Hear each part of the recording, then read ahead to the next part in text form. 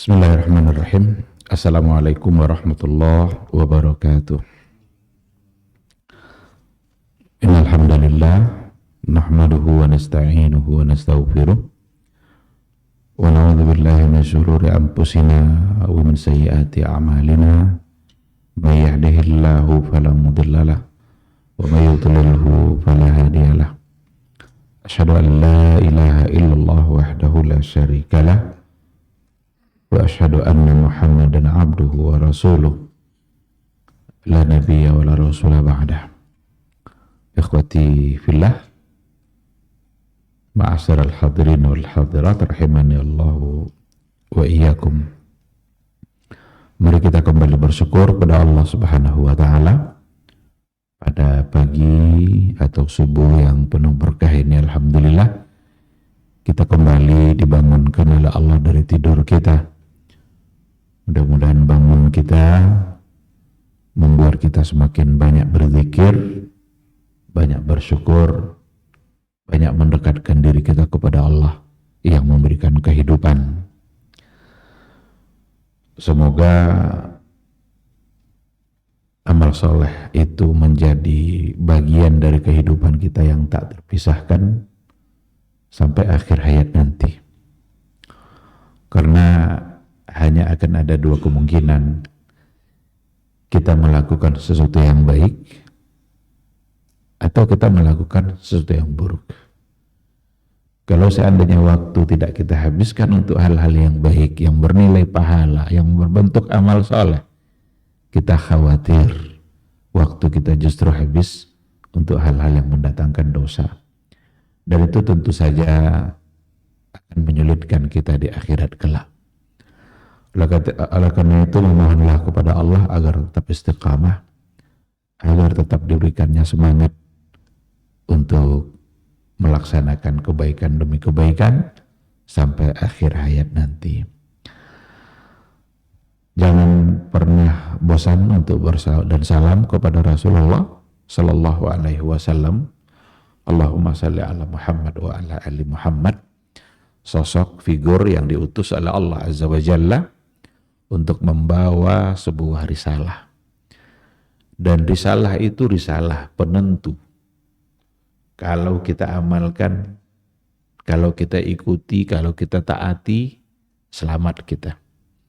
Tapi kalau seandainya risalah itu yang kita benci, tidak kita laksanakan, tidak kita amalkan, maka akan menjadi bencana baik bagi kehidupan dunia kita, apalagi kehidupan akhirat kita.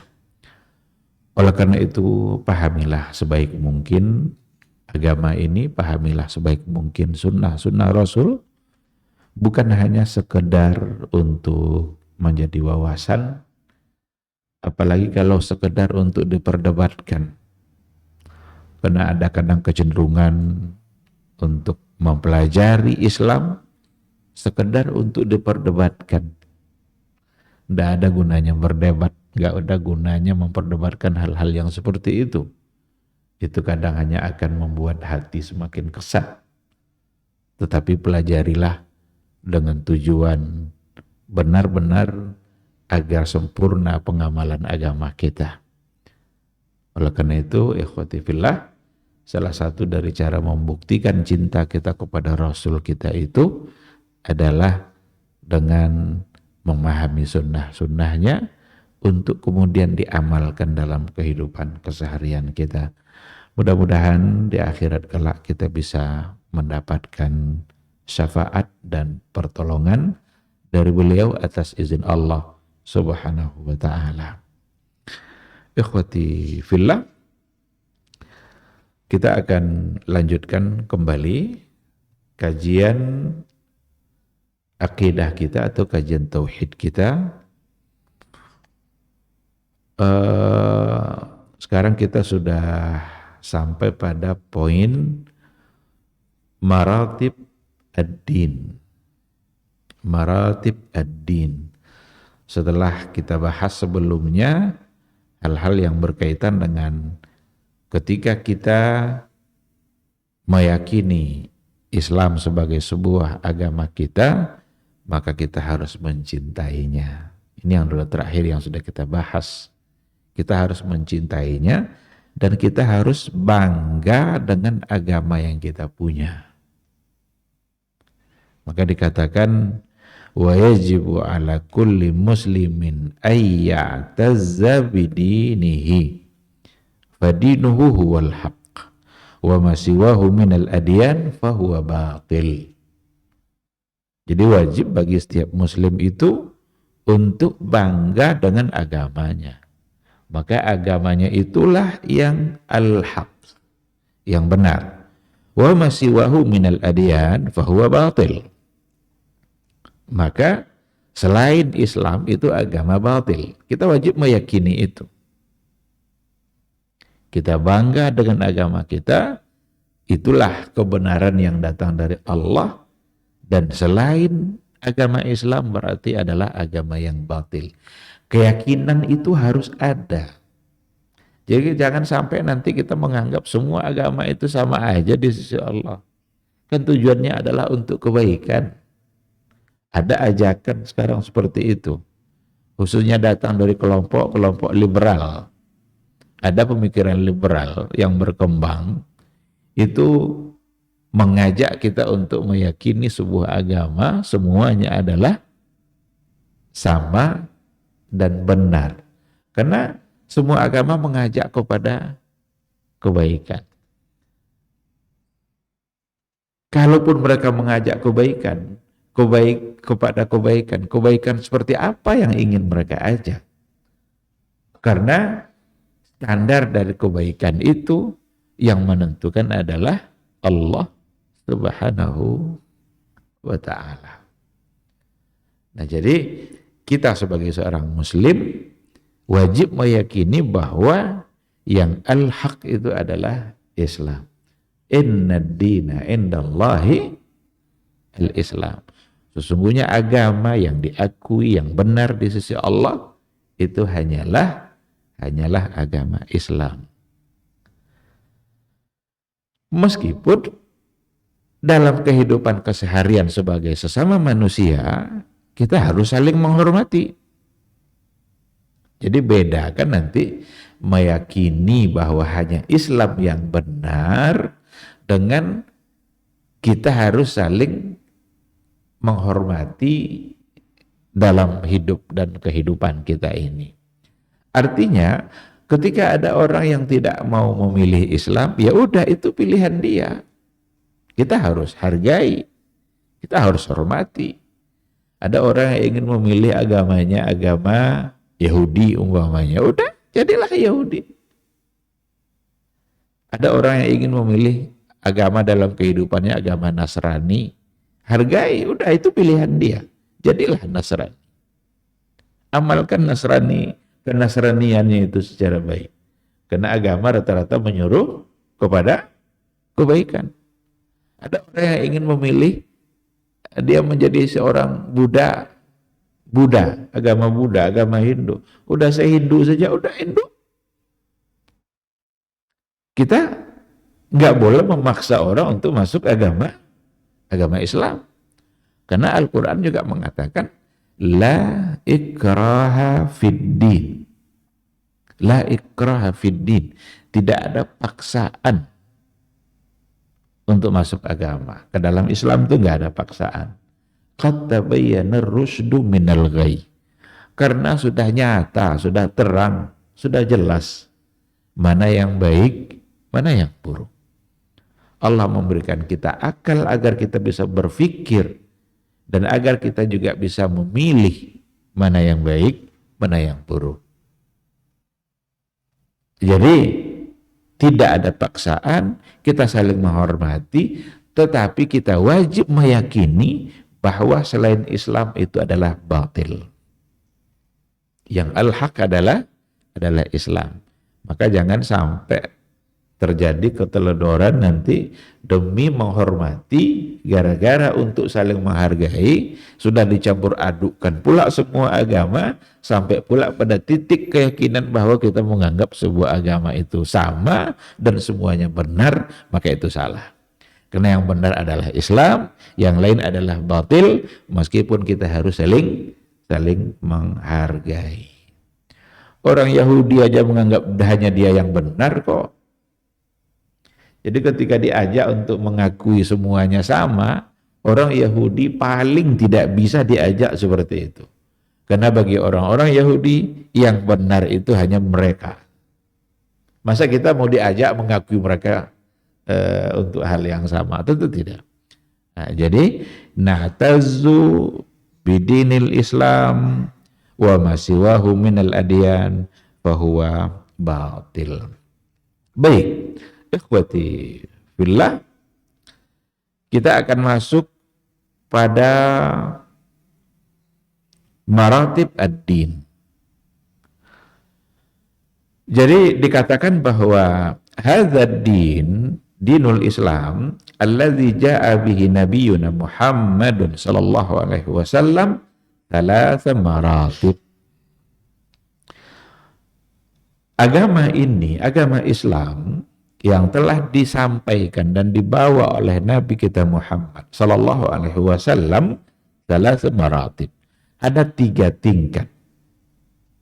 Ada 3 tingkatannya. Wahwa, yang salah maratib itu al-Islam wal iman wal ihsan. Jadi al-Islam wal iman wal ihsan itu sesuai dengan tingkatannya. Tingkatan tertinggi adalah ihsan, muhsin. Kalau dia sudah sampai ke tingkat ihsan, maka dia pasti sebagai seorang mukmin. Kalau dia sudah sampai ke tingkat mukmin, pasti dia sebagai seorang muslim.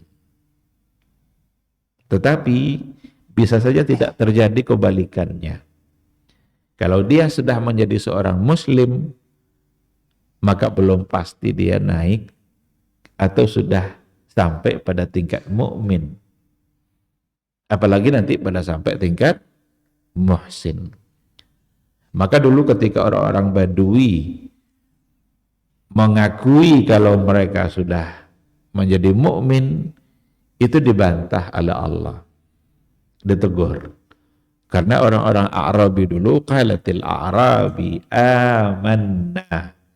Orang-orang Arabi dulu ketika mereka baru saja masuk Islam, tiba-tiba mereka mengatakan amanna. Turun ayat itu kan, wa qalatil Arab wa amanna. Qul lam tu'minu. Katakan kepada mereka, wahai Muhammad, kalian lam tu'minu, belum menjadi seorang yang mukmin, walakin qulu aslamna. Tapi katakanlah kami telah Islam. Baru Islam. Kenapa? Walamma yadkhulul imanu fi qulubikum. Karena belum masuk iman itu ke dalam hatinya. Baru sekedar ucapan bibir saja. Baru sekedar ucapan. Kalau memang dia ingin menjadi seorang mukmin, harus masuk ke dalam hatinya, dia yakini, kemudian dia amalkan dalam kehidupan kesehariannya. Oleh karena itu, sekedar ucapan bibir saja tanpa diyakini itu belum cukup. Kalau ada orang umpamanya dipaksa atau bukan dipaksa, dia hanya mengucapkan syahadat itu dari ucapan bibirnya saja, tapi sesungguhnya hatinya tidak meyakininya. Hanya sekedar ucapan bibir, tidak diyakini oleh hatinya, itu tidak cukup, sangat tidak cukup. Karena keyakinan itu yang penting. Nanti akan kita lihat apa hal-hal yang ada pada diri kita dalam Islam ini. Nah, oleh karena itu tingkatannya adalah al-Islam wal iman wal ihsan. Ini sebenarnya diambil dari hadis Jibril. Ada istilahnya hadis Jibril. Jibril datang menemui Rasulullah sallallahu alaihi wasallam, tapi dia menyerupai seorang pemuda. Menyerupai seseorang yang tidak dikenal, seperti seorang yang musafir. Sahabat nggak ada yang kenal dia. berarti orang baru. Tapi Nabi Muhammad Shallallahu Alaihi Wasallam tahu kalau itu adalah Jibril. Di situlah Jibril mulai bertanya, ya Muhammad, ma huwal Islam. Lalu Jibril bertanya lagi, ya Muhammad, ma huwal iman. Kemudian Jibril bertanya lagi, ma huwal ihsan. Itu pertanyaan Jibril kepada Rasulullah Shallallahu Alaihi Wasallam, dan dijawab semuanya oleh Rasul di hadapan sahabat. Setiap kali Rasul menjawab, yang bertanya itu bilang, sadaqta, kamu benar. Kata Umar bin Al-Khattab, heran kami katanya. Dia yang bertanya, dia pula yang bilang benar. Berarti kan nguji-nguji itu kan, ngetes kan. Dia yang bertanya, dia pula yang bilang benar. Nah, di akhir barulah disampaikan oleh Nabi. Kalian tahu enggak yang tadi itu siapa? Allah wa Rasuluhu a'lam, kata mereka. Allah dan Rasulnya lebih tahu. Lalu Nabi bilang, zaka Jibril atakum liyu'allimakum dinakum. Itu adalah Jibril yang datang untuk mengajarkan kalian perkara-perkara penting agama kalian. Jadi ketika dikatakan datang untuk mengajarkan perkara agama kalian, berarti isi dari pertanyaan tadi itu semua adalah perkara penting dalam agama. Maka diambillah 3 tingkatan tadi, al-Islam, al-Iman, kemudian al-Ihsan. Ketika disebutkan 3 istilah ini, tentu dia punya makna tersendiri. Islam nanti punya makna tersendiri, iman juga punya makna tersendiri, ihsan nanti punya definisinya juga, kalau disebutkan secara bersamaan. Tetapi untuk kata Islam itu sendiri, dikatakan di sini, al-Islam itu lahu ma'nayan, atau lahu itlaqan. Kata Islam itu dia punya 2 makna. Kalau menjadi sebuah istilah. Yang pertama, Islam itu maknanya adalah sebuah agama yang memang itulah agama yang dibawa oleh Rasulullah Shallallahu Alaihi Wasallam. Itu dalam makna amnya. Jadi ada dalam artian Islam bermakna am, ada nanti Islam dengan makna yang khusus. Jadi kalau ingin dipahami Islam bimaknahul am, artinya secara umum, itu adalah ad-din allazi ba'atsa bihi Muhammad sallallahu alaihi wasallam. Adalah agama yang memang Nabi diutus untuk menyampaikan itu. Oleh karena itu, kalau Islam dalam artian umum seperti itu, masuk semuanya. Iman ada di dalamnya, ihsan ada di dalamnya. Karena itulah agama yang dibawa oleh Rasulullah Sallallahu Alaihi Wasallam. Dan ketika dikatakan juga, inna dina indallahil Islam. Inna dina indallahil Islam. Sesungguhnya agama yang benar di sisi Allah adalah Islam. Islam di sini Islam bimaknahul am. Islam dalam artiannya yang umum tadi itu. Islam sebagai sebuah agama yang dibawa oleh Rasulullah Sallallahu Alaihi Wasallam. Di antara landasannya ada yang ada dari hadis Rasul Sallallahu Alaihi Wasallam yang datang dari Ibnu Umar. Apa bunyinya? Buniyal Islamu ala khamsin. Buniyal Islamu ala khamsin. Hadis ini fal muradu bihi, yang dimaksud dengan al-Islam yang ada di sini adalah ad-dinul ladzi jaa bihi Muhammadun sallallahu alaihi wasallam. Yang hakikatnya adalah istislamul batin wa zahir lillah. Bagaimana kita menyerahkan diri kita kepada Allah secara mutlak, baik zahir maupun batin. Ta'abbudan lahu bisyar'il munazzal. Kita beribadah menyembahnya dengan syariat yang diturunkan kepada Nabi Muhammad ala maqamil musyahadah wal muraqabah. Baik saat musyahadah awil muraqabah. Saat secara terang-terangan atau sembunyi-sembunyi. Saat kita bersama-sama atau saat kita sendiri, tidak ada orang lain. Maka harus ada rasa muraqabah.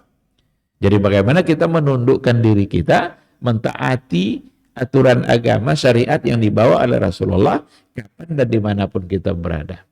Ketaatan kita tidak boleh hanya ketika kita bersama-sama dengan orang lain. Ada orang begitu taat ketika sama-sama dengan temannya. Kalau dia sudah sendiri, kadang kurang rasa ketaatannya. Karena tidak ada lagi teman, tidak ada lagi orang yang melihatnya. Nah, jadi itu arti Islam dalam makna yang secara umum.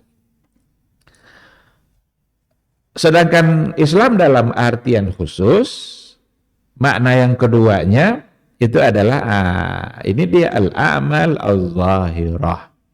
Al-a'mal az-zahirah. Itu amal-amal secara zahir. Disitulah nanti akan berbeda antara Islam dengan iman. Antara Islam dengan iman. Jadi Islam kalau diartikan secara khusus, maka dia fokus untuk amal-amal zahir saja. Maka kalau ditanya apa rukun Islam, beda nanti dengan rukun iman. Kalau ditanya rukun Islam, rata-rata di situ adalah al-amaluz zahir. Amal-amal zahir. Mengucapkan 2 kalimat syahadat, kemudian sholat, puasa, zakat, haji, semua adalah amal zahir. Tapi kalau iman itu nanti amal batin. Amal batin itu tidak sama dengan amal zahir. Amal batin tidak nampak karena ada pada keyakinan. Bagaimana kita harus meyakini Allah itu ada. Kita percaya kepada Rasulnya. Kita percaya kepada malaikat. Padahal malaikat tidak pernah kita lihat. Berarti hal-hal yang gaib. Maka perkara-perkara iman itu meyakini hal-hal yang gaib. Dan perkara Islam itu melaksanakan amal-amal secara zahir. Kalau diartikan secara khusus. Oleh karena itu ketika sudah digandengkan antara Islam dengan iman, maka ia menjadi sebuah istilah masing-masing punya makna.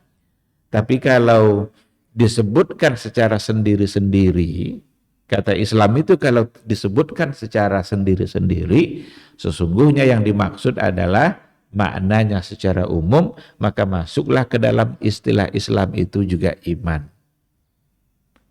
Nah, ini ada kaidah yang disampaikan oleh para ulama, iza jtama'a iftaraqa wa iza iftaraqa ijtama'a. Itu antara Islam dan iman seperti itu. Apabila dia disebutkan secara bersamaan, berarti maknanya berbeda. Tapi kalau disebutkan ia secara terpisah, berarti dia menyatu. Islam kalau disebutkan hanya Islam saja, masuk ke dalamnya iman. Iman kalau disebutkan secara tersendiri, masuk pula ke dalamnya Islam. Tapi kalau disebutkan dua-duanya dalam waktu bersamaan, berarti dia punya makna sendiri-sendiri. Sekarang kalau dibaca ayat umpamanya, wala tamutunna illa wa antum muslimun. Kenapa tidak disebut mukminun? Padahal kalau dibawa kepada tingkatan tadi itu, Islam, iman, ihsan, iman lebih tinggi tingkatannya daripada Islam. Nah, dikarenakan ia disebutkan secara tersendiri wa antum muslimun, maka maknanya juga wa antum mu'minun. Karena Islam di situ kalau disebutkan secara sendiri, maka mencakup kepada kedua makna yang tadi itu. Bahkan masuk ke dalamnya semua aturan-aturan yang ada pada Islam. Iman, ihsan masuk di dalam. Nah, jadi begitu cara memahami kata Islam. Nah, dengan demikian nampak oleh kita tingkatan Islam itu, dan kalau sudah digabung ketiga-tiganya, disitulah kesempurnaan. Kalau sudah digabung ketiga-tiganya, disitulah kesempurnaannya. Yang pertama tadi adalah martabat al-a'maluz zahirah, tingkatan bagaimana kita mengamalkan amal-amal zahir, wa tusamma al-Islam, dan itu disebut dengan Islam. Kemudian martabatul i'tiqadatil batinah, tingkatan bagaimana kita meyakini hal-hal yang gaib, amal-amal batin, dan itu yang disebut dengan al-iman. Dan kemudian pada yang ketiganya martabatu itqaniha wa tusammal ihsan, tingkatan di mana kita maksimal dalam melaksanakan yang dua pertama tadi, dengan merasa bahwa kita selalu diintai, selalu diintip, selalu dilihat oleh Allah Subhanahu wa ta'ala. Itu yang sering diistilahkan dengan muraqabah. Maka ihsan itu ketika Jibril bertanya kepada Rasulullah sallallahu alaihi wasallam, "Ma huwal ihsan?" Apa jawabannya oleh Nabi? "An ta'budallah ka'annaka tarahu." Kamu beribadah kepada Allah seolah-olah kamu melihat Allah langsung. Wa illam takun tarahu fa innahu yarak. Tapi seandainya kamu tidak sanggup, tidak bisa melihat Allah, maka yang harus diyakini apa? Bahwa Allah melihat, pasti melihat kita. Jadi saat kita sholat, bagaimana rasa muraqabah itu? Perasaan bahwa kita selalu dilihat oleh Allah harus ada. Maka kalau kita sholat lalu diikutkan dengan muraqabah, berarti kita tidak akan asal-asal dalam pelaksanaan sholat kita. Kalau kita selalu merasa diintai dan dilihat, dipandang oleh Allah, maka kita tidak akan berani untuk melakukan kejahatan-kejahatan, karena ternyata Allah melihat kita pada saat kita melakukan kemaksiatan dan kejahatan itu. Kita harus bayangkan sampai seperti itu. Dia yang memberikan kita nikmat, dia yang memberikan kita kehidupan, tapi nikmat yang diberikan oleh Allah kita gunakan untuk berbuat jahat. Nikmat yang diberikan oleh Allah kita gunakan untuk menjauhkan diri kita dari yang memberikan nikmat.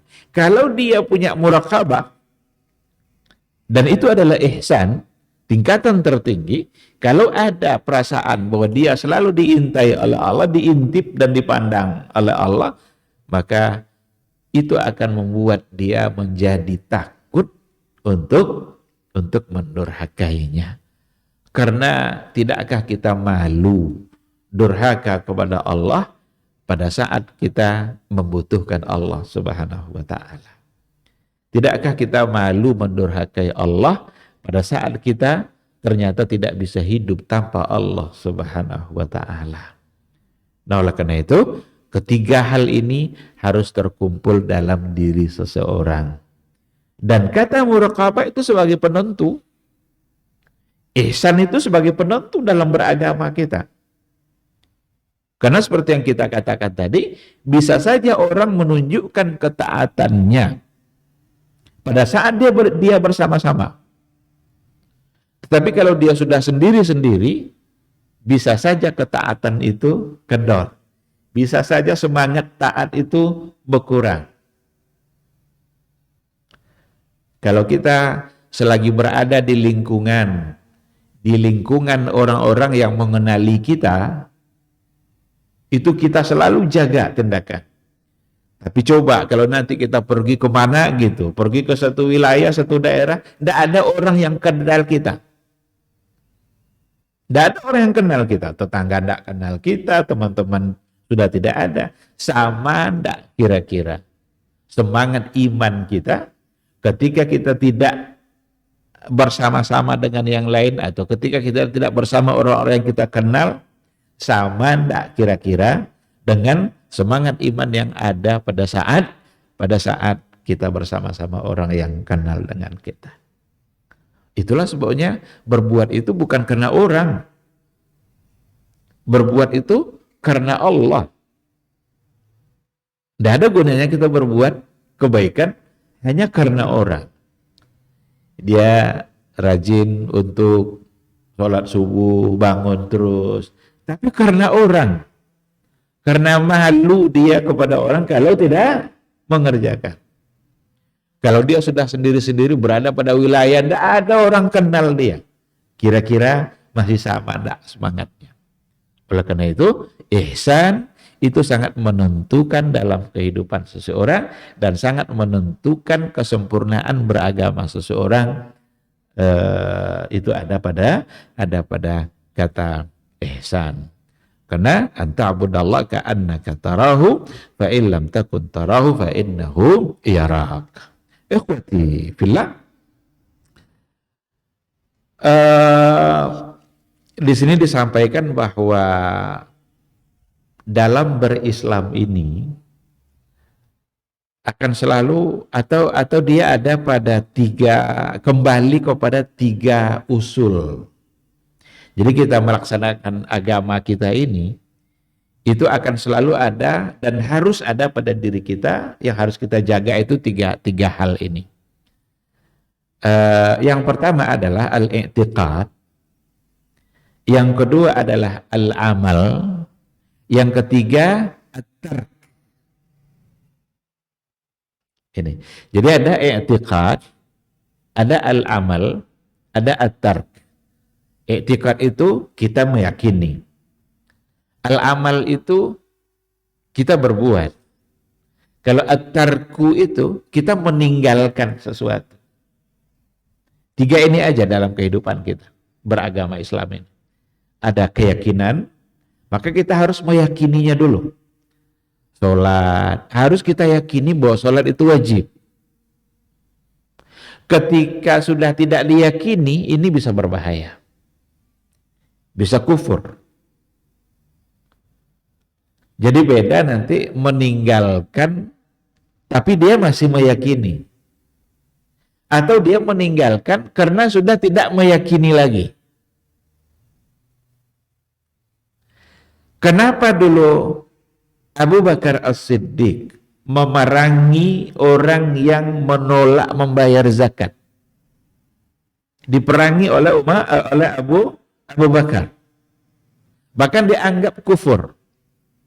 Karena mereka bukan sekadar meninggalkan atau tidak mau bayar zakat, tapi mereka sudah sampai pada tingkat meyakini bahwa zakat itu tidak wajib, karena wajibnya hanya pada masa Rasul. Kalau sudah diyakini tidak wajib, berarti dia menolak kewajiban rukun dalam Islam. Itulah sebabnya Abu Bakar memeranginya. Umar menolak waktu itu. Bagaimana mungkin kita memerangi dia sementara dia mengucapkan la ilaha illallah. Tidak mungkin kita perangi orang yang mengucapkan la ilaha illallah. Tetapi Abu Bakar beralasan, saya tidak membedakan orang-orang yang meninggalkan zakat dengan orang-orang yang meninggalkan kalimat la ilaha illallah. Berarti mereka menolak membayar zakat karena sudah ada semacam keyakinan bahwa itu tidak wajib dan kewajiban itu hanya ada ketika Nabi masih hidup. Oleh karena itu, semua ketentuan yang diatur oleh agama kita wajib untuk kita yakini. Dalam persoalan akidah juga seperti itu. Kita wajib meyakini Allah, meyakini malaikat, meyakini takdir. Kita wajib yakin kepada takdir. Karena persoalan takdir ini, al-qada wal qadar, ini gampang orang terjebak. Bahkan ada pula analisa-analisa yang datang dari sebagian tokoh-tokoh.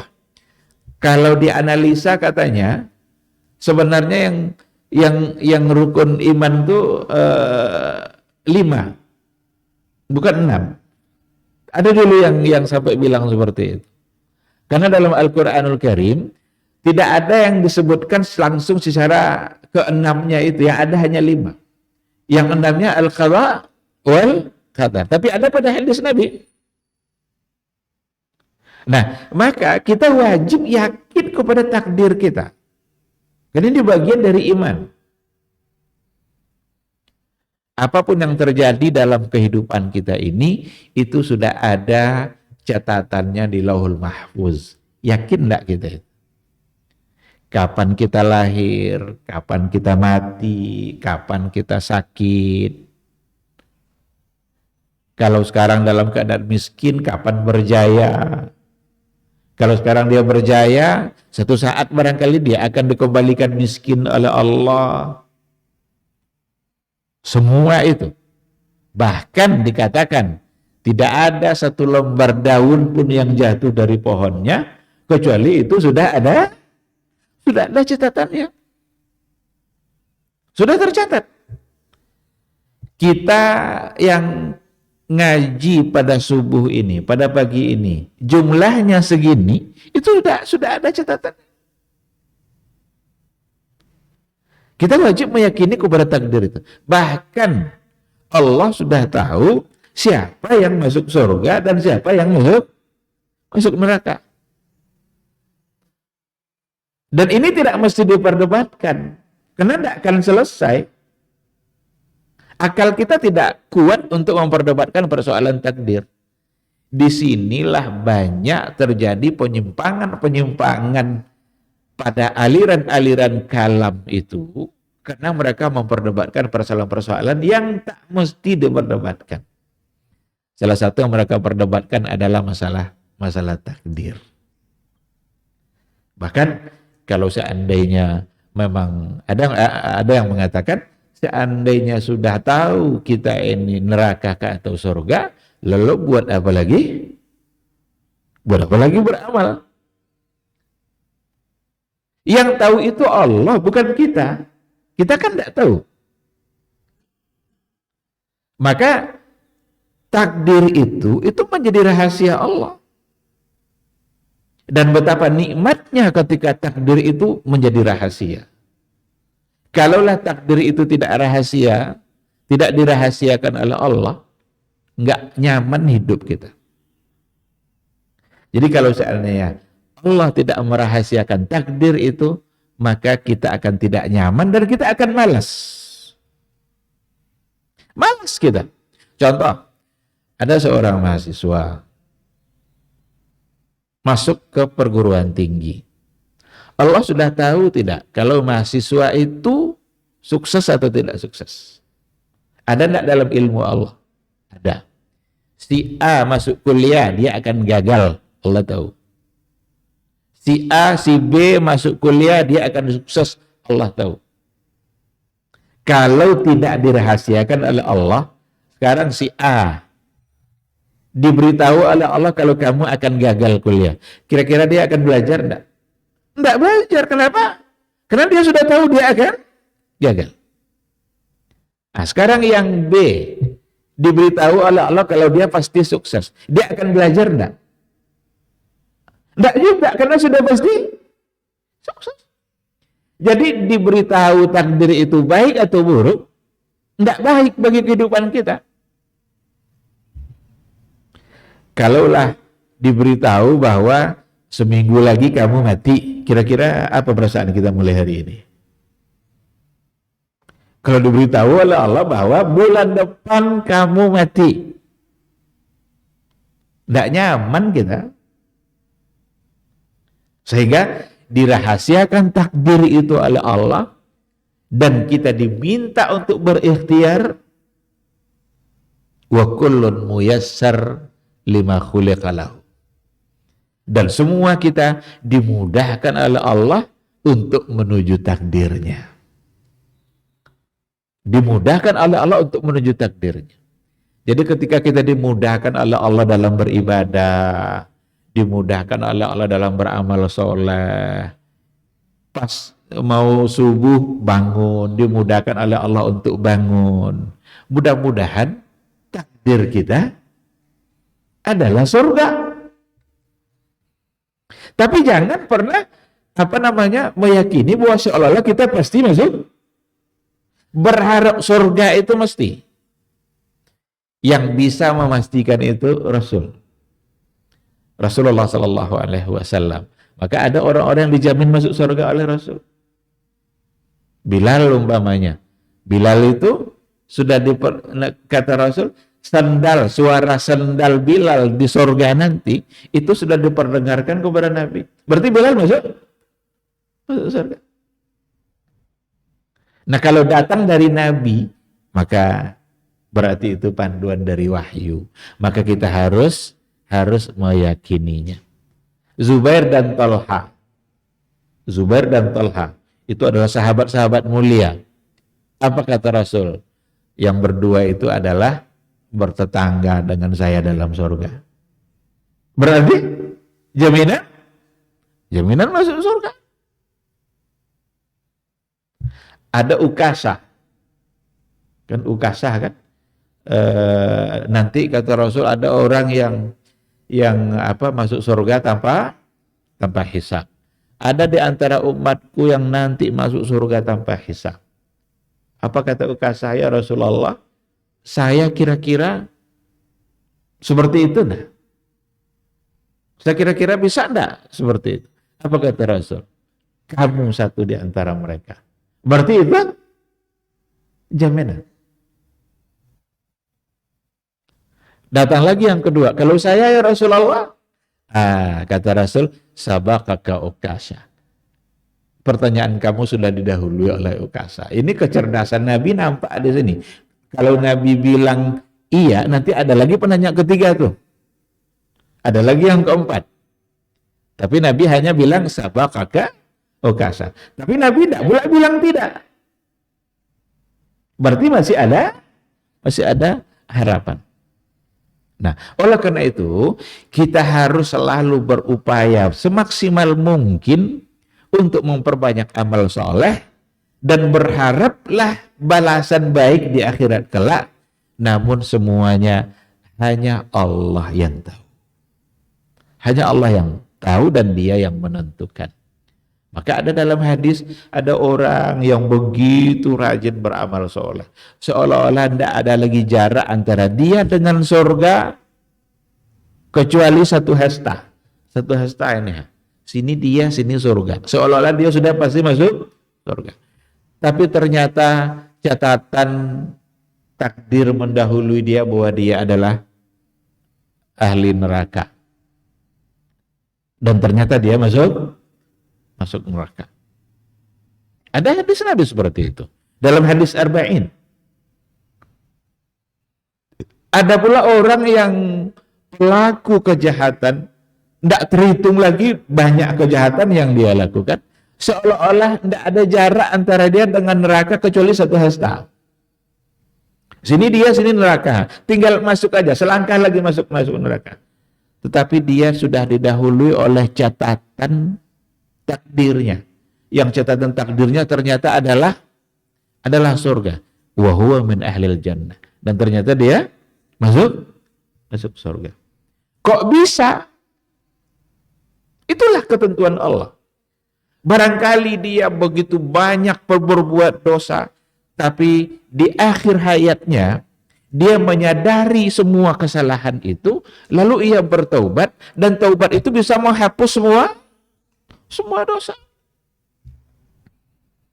Ada sahabat dulu baru saja dia masuk Islam. Sebelumnya berapa banyak dosanya, kesyirikan yang dia lakukan. Masuk Islam. Dan langsung ikut berjuang jihad di jalan Allah. Meninggal. Kata Rasul, huwa min ahlil jannah. Belum banyak modal ibadahnya. Baru ucapan syahadatain yang dibuktikan dengan semangat berjihad. Karena tidak mudah berjihad itu. Kalau bukan karena memahami makna syahadatain. Rasul bilang dia min ahli surga. Di satu sisi ada pula di antara sahabat sudah berkali-kali ikut berperang, sudah banyak amal solehnya. Dalam satu peperangan meninggal dia. Apa kata Rasul? Huwa min ahlin nar. dia ahli neraka. Heran sahabat, kan kok Rasul bilang ahli neraka ini? Padahal orangnya kelihatannya baik, amal solehnya banyak, ikut berperang bersama Nabi. Ternyata apa yang dia lakukan? Detik-detik terakhir kehidupan dia, karena sudah terlalu banyak panah dan pedang itu tertancap pada badan dia tidak tahan dengan sakitnya itu, menjauh dia dari sahabat-sahabatnya, dan di situ dia tusuk dirinya sendiri, berarti dia mati bunuh. Perbuatan mati bunuh diri ini menghapus semua amal-amal solehnya. Jadi selalulah berharap kebaikan dan berharap surga dari Allah Subhanahu wa taala. Kerjakan terus kebaikan. Setiap kali ada peluang kebaikan di depan kita, berarti itu Allah yang memudahkan kita untuk berbuat baik. Jangan abaikan peluang itu. Dan itu cara untuk mengisi waktu. Cara untuk mengejar takdir baik kita. Karena kullun muyassarun lima khuliqalahu. Semua kita dimudahkan untuk mendapatkan takdirnya. Disinilah perlu kita selalu menggantungkan, mengharapkan, menyampaikan harapan kita kepada Allah Subhanahu wa taala. Mohon terus agar diberikan semangat untuk istiqamah sampai akhir hayat nanti. Nah, jadi yang pertama sekali yang harus ada pada kita adalah al-i'tiqad. Kita meyakini semua apa yang sudah ditetapkan oleh agama kita. Sedangkan pondasi yang keduanya, selain kita meyakini, yang kedua adalah al-fi'lu. Kehidupan kita ini selalu dihiasi oleh perbuatan-perbuatan.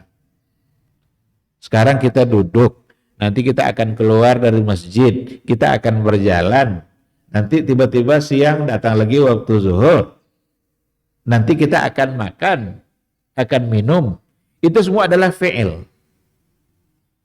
Itu perbuatan. Nah, yang harus ada itu adalah muwafaqatu harakatil abdil ikhtiyariyah batinan wa zahiran lisyar'i amran wa hillan.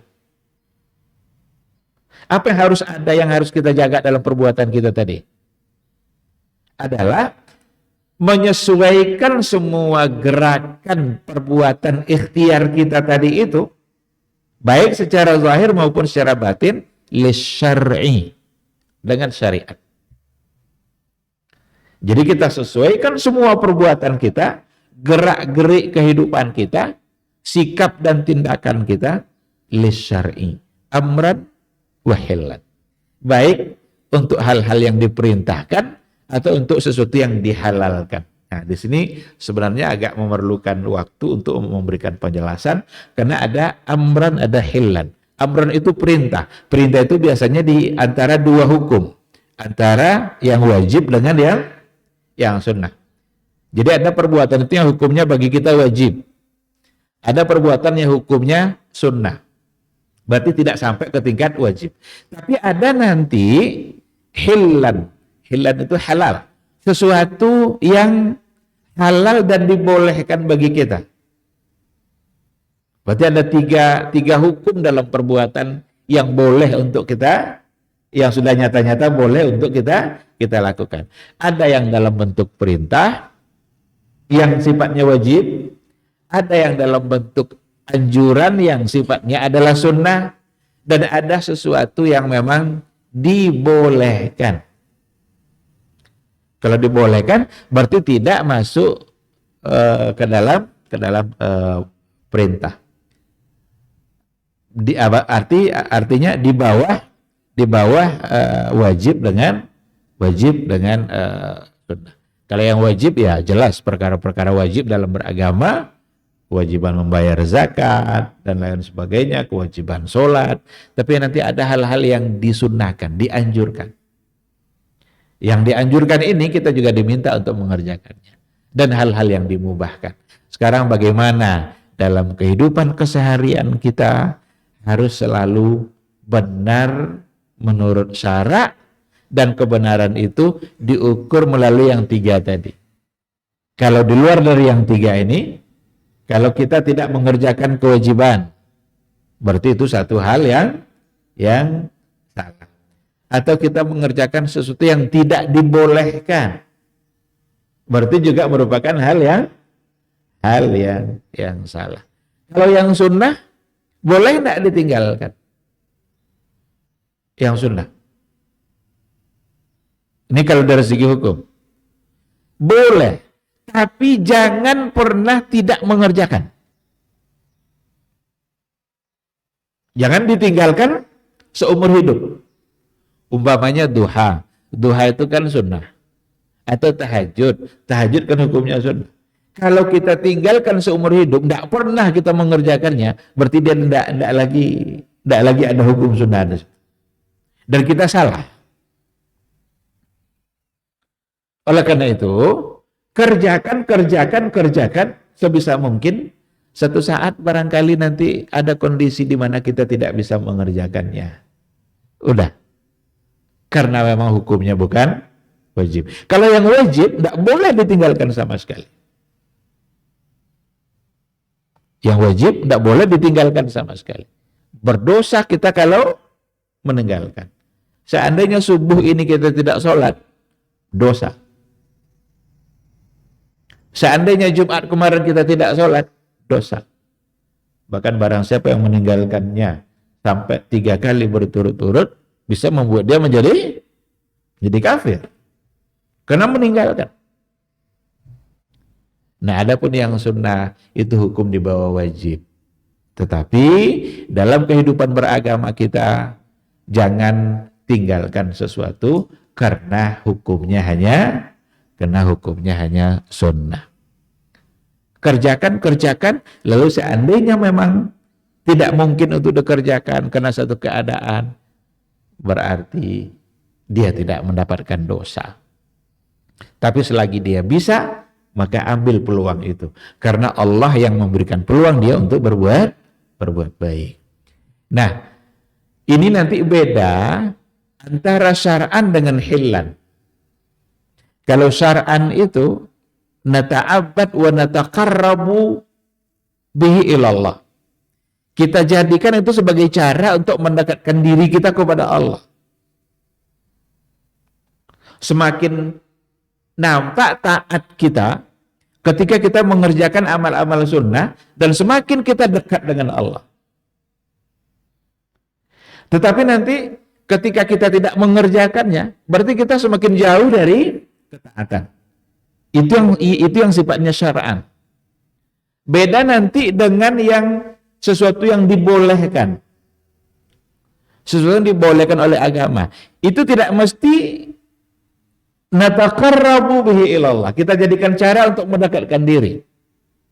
Jadi ada hal-hal yang dibolehkan, dan ada hal-hal yang dilakukan oleh Nabi juga, dan hukumnya adalah mubah. Mubah-mubah saja. Artinya apa?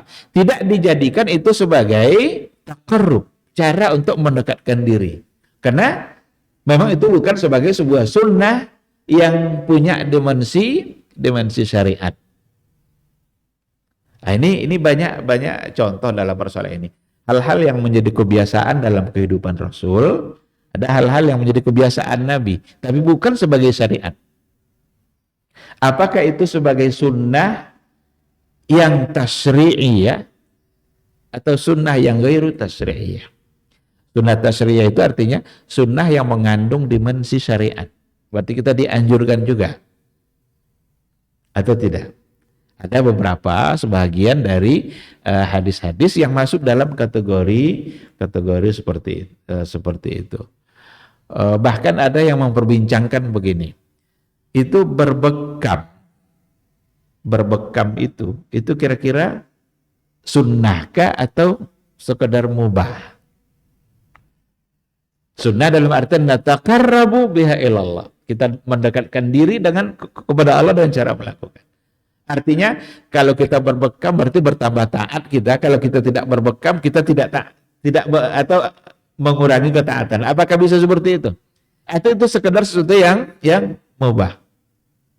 Memang ada dua pandangan para ulama, karena ada yang menyamakan sama dengan minum madu. Berbekam itu adalah bentuk dari pengobatan yang Nabi melakukannya. Tapi apakah sebagai tasyri'iyah? Kalau Nabi dulu berbekam di kepala, kita harus di kepala juga. Dan kalau tasyri' kan seperti itu, sesuai dengan apa yang dilakukan oleh Rasulullah Shallallahu Alaihi Wasallam. Ada dua pandangan di situ. Ada yang mengatakan tidak, termasuk Syaikh Fauzan dan Syaikh Utsaimin mengatakan itu bukan sebagai sebuah sunnah yang tasyri'iyah, tapi itu sesuatu yang dibolehkan, hanya boleh saja, tidak sebagai sebuah amalan yang kalau kita kerjakan berarti kita menunjukkan ketaatan kita kepada Allah dan Rasul. Kalau kita tinggalkan berarti kita tidak mentaatinya. Katanya tidak sampai seperti itu. Itu hal-hal yang mubah saja. Nabi melakukannya bukan sebagai bentuk tasyri'. Hanya saja kata Syekh Shalih Al-Utsaimin, sesuatu yang mubah yang dilakukan oleh Nabi, kalau kita niatkan untuk mengikuti Nabi, maka di situ akan mendapatkan pahala. Nabi suka pakai baju warna putih. Sekarang tasyri' enggak itu? Sebagai sebuah anjuran dalam beragama, kakak bahwa kita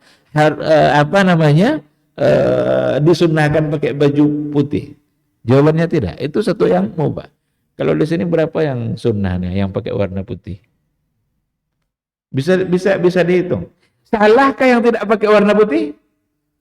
Tidak. Karena memang itu sesuatu yang sifatnya mubah, bukan sebagai tasyri'. Tapi Nabi suka pakai.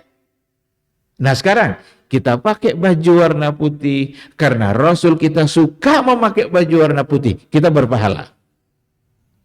Karena di situ ada cinta, di situ ada kecintaan kita kepada Rasul, melakukan yang dikerjakan oleh Nabi, di situ akan bisa mendatangkan pahala. Baru nanti dia akan menjadi tasyri' kalau seandainya ada perintah. Ada perintah itu seperti kafanilah jenazah kalian dengan pakaian berwarna putih. Berarti sudah ada perintah.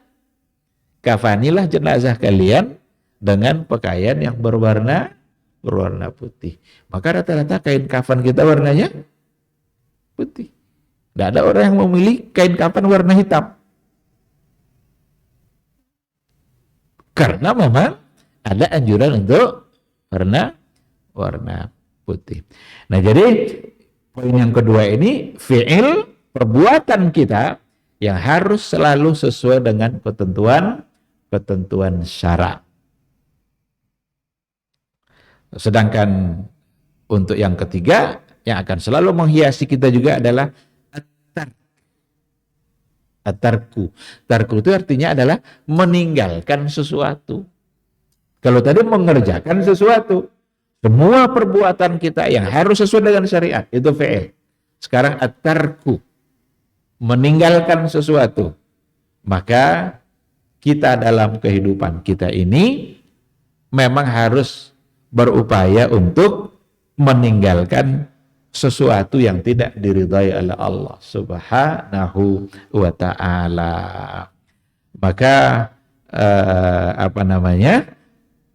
ada perkara-perkara yang Allah larang, ada perkara-perkara yang Allah suruh.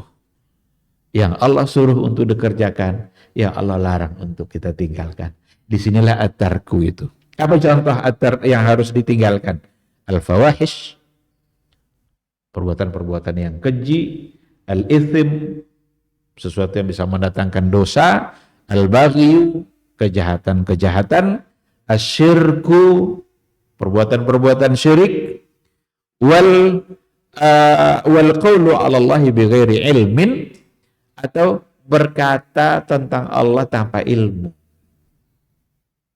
Berbicara tentang Allah, berbicara tentang agama Allah, berbicara tentang Islam bighairi ilmin, tanpa didasari oleh ilmu. Dan ilmu di sini maksudnya adalah tentu yang ilmu yang sesuai dengan sumber-sumber agama kita, yaitu Al-Qur'an dan Sunnah. Ada orang yang sibuk aja ngomong, mengatakan sesuatu ini begini, ini begitu, tapi tidak sesuai dengan ilmunya. Maka itu menjadi satu kesalahan. Menjadikan menyampaikan sesuatu dianggap sebagai doktrin agama padahal tanpa ada alasan yang jelas. Berarti itu bighairi ilmin. Nah, ikhwati billah, 3 hal inilah yang harus ada pada kita dalam mengerjakan agama kita. Diawali dengan keyakinan, i'tiqad, di mana kita harus meyakini, dan yang kedua, kita harus jaga betul amal kita, perbuatan kita yang harus sesuai dengan syariat, baik yang dalam bentuk tasyri' ataupun untuk sesuatu yang hanya sekedar dibolehkan atau dihalalkan. Sedangkan yang ketiga, kita harus selalu berupaya untuk meninggalkan perkara-perkara yang memang oleh agama itu menjadi sesuatu yang terlarang dan tidak diridhai oleh Allah Subhanahu wa ta'ala. Ini mungkin yang bisa kita bahas pada pagi hari ini. Mudah-mudahan ada manfaatnya. Walaupun yang poin kedua tadi itu sebenarnya perlu diperbanyak contohnya itu ya. Antara tasyri' dengan sesuatu yang sekedar halal atau mubah. Antara taqarrub dengan yang tidak taqarrub. Seperti yang kita contohkan tadi, minum madu umpamanya. Rasul kan suka minum madu. Sekarang sunnah kita minum madu atau tidak? Sunnah dalam artian nataqarrabu biha ilallah. Kan banyak hal-hal yang dalam kehidupan kita. Kita meminumnya itu bagus karena Rasul meminum. Oleh karena itu, kalau ada nanti hal-hal yang mubah, ada hal-hal yang mubah dalam kehidupan, agar kita mendapatkan pahala, agar bisa mendapatkan pahala, ikutkan perbuatan kita itu dengan keinginan kita untuk melaksanakan apa yang dilakukan oleh Rasul. Berarti kita mencintai apa yang dilakukan oleh Nabi. Itulah dulu yang dilakukan oleh sahabat Nabi seperti Abdullah ibnu Umar. Apa contohnya? Rasul biasa kalau di hari Sabtu itu pergi ke Kuba, Masjid Kuba. Berwudu dia di rumah, pergi ke Masjid Kuba, kemudian dia sholat sampai di Masjid Kuba, lalu pulang lagi. Pergi ke Kuba di hari Sabtu itu bukan syariat. Karena mau hari Sabtu, mau hari Jumat, tapi Nabi membiasakan di hari Sabtu. Abdullah bin Umar membiasakan juga dalam kehidupan dia, kalau hari Sabtu dia pergi ke Kuba. Sholat dia 2 rakaat di sana, lalu pulang kembali. Kenapa? Karena Rasul melakukan. Padahal keberangkatan Nabi di hari Sabtu, harinya itu bukan sebagai syariat. Karena sahabat lain tidak melakukan. Kalau sebagai syariat berarti dianjurkan untuk ke Kuba di hari Sabtu. Tapi sahabat lain tidak ada yang melakukan. Yang melakukan adalah Ibnu Umar. Oleh karena itu nanti ada hal-hal yang barangkali mubah saja. Tapi niatkan untuk mengikuti Rasul kita. Kalau kita niatkan itu, maka di situ akan bernilai pahala. Satu ketika Ibnu Umar mutar-mutar di satu tempat. Sahabat jalan terus. Ibnu Umar mutar. Ditanya, kenapa mutar? Saya pernah nampak dulu Rasul di sini mutar, katanya. Begitulah keinginan dia untuk mengerjakan semua yang dikerjakan oleh Rasulullah Sallallahu Alaihi Wasallam. Tapi hal-hal yang seperti itu tidak banyak dalam dalam riwayat. Yang banyak tentu saja adalah yang mengandung unsur syariat, yang mengandung unsur tasyri', baik antara wajib maupun antara yang sunnah. Karena nanti jangan pula semuanya dianggap seperti itu. Ada kecenderungan pula sebagian orang, itu kan hal yang biasa-biasa aja dari Nabi itu. Padahal itu sebenarnya sebuah anjuran yang perlu untuk kita kerjakan. Nah, maka perlu mempelajari dawabitnya agar jelas mana yang mengandung unsur tasyri', mana yang tidak. Wallahu subhanahu wa ta'ala a'lam. Barangkali ini yang bisa kita sampaikan, mudah-mudahan bermanfaat bagi kita bersama. Semoga majelis ini membuat kita semakin berilmu dan semakin dekat dengan Allah subhanahu wa ta'ala. Yang benar yang saya sampaikan itu semata-mata bimbingan dari Allah. Tapi kalau seandainya ada hal-hal yang salah, yang keliru, itu semata-mata kena kekurangan ilmu dan barangkali ada bisikan-bisikan syaitan yang membuat kita tersalah. Kita tutup atau ada pertanyaan?